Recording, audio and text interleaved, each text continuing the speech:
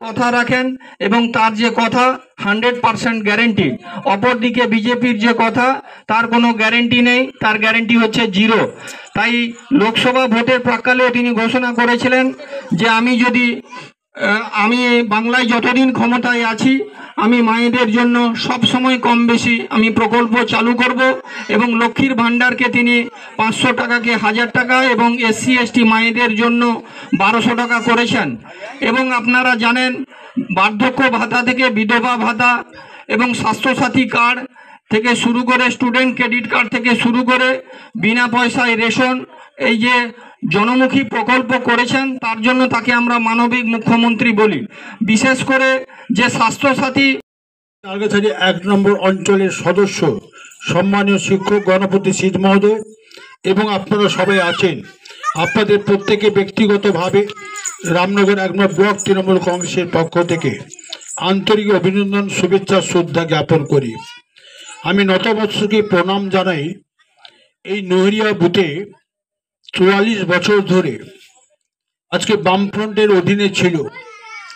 আজকে আপনাদের আশীর্বাদে, আপনাদের মুখ্যমন্ত্রী মমতা বন্দ্যোপাধ্যায়কে বিশ্বাস করে উন্নয়নের সঙ্গে উন্নয়নের সাথে থেকে গ্রামসভা, পঞ্চায়েত সমিতি, জেলা পরিষদ 3টি স্তরে বিপুল পরিবারের পঞ্চায়েতে ভোট দিয়ে নির্বাচিত করেছেন।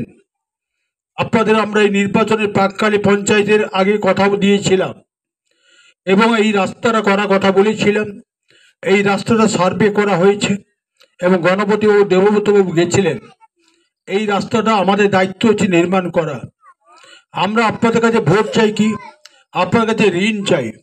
সেই ঋণটি আমরা 5 বছরে কিভাবে পরিশোধ করতে হয় উন্নয়নের মাধ্যম দিয়ে, নিশ্চিত তৃণমূল কংগ্রেস বাংলার মুখ্যমন্ত্রী মমতা বন্দ্যোপাধ্যায় সেই কাজটা করেন।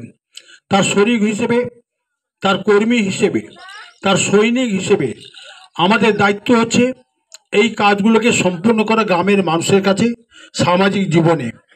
তাই আপনাদের একথা বলব, নির্বাচন কমিটির কনভেনার আছেন নিতাই স্যার মহোদয় বক্তব্য রেখেছেন। আরেকজন অগ্রজ নেতৃত্ব, তিনি যখন যেখানে সভা হয় আমাকে আসতে বলেন, কিন্তু যেহেতু পূর্ব মেদিনীপুর জেলা সর্বত্র যেতে হচ্ছে, আমি রামনগরে বেশি আসতে পারি না। তাও রামনগরের জন্ম, রামনগরের মানুষের সাথে মেলামেশা করতে আমার খুব ভালো লাগে।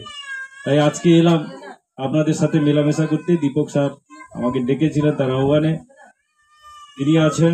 আমাদের এই গ্রামসভার সদস্য গণপতি সিট মহোদয় উপস্থিত আছেন, আরো গুরুত্বপূর্ণ নেতৃত্বগণ উপস্থিত আছেন।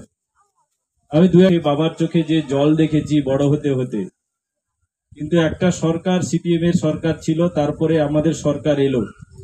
আপনারা যারা এখানে বসে আছেন বলুন তো, যে আমাদের তৃণমূল কংগ্রেসের 72টার বেশি জনমুখী প্রকল্প, এইটা 2011 সালের আগে এই প্রকল্পের স্বাদ সাধারণ মানুষ পেয়েছিলেন কি পেয়েছিলেন না, এটা আমাকে বলুন।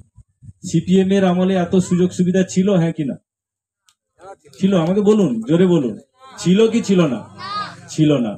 তাহলে মমতা বন্দ্যোপাধ্যায় যে মা, যে নেত্রী CPM এর অপশাসনের বিরুদ্ধে লড়াই করছে, ওই মমতাময়ী মায়ের পা থেকে মাথা পর্যন্ত এমন কোনো জায়গা নেই যে ক্ষত বিক্ষত CPM করেনি, মারেনি। অনেক সৈনিক মারা গেছে। তারপরে একটা সরকার ক্ষমতা এলো, আমরা ক্ষমতা এলাম 2011 সালে। মমতা বন্দ্যোপাধ্যায় বললেন না, যে রাজনীতি CPM করে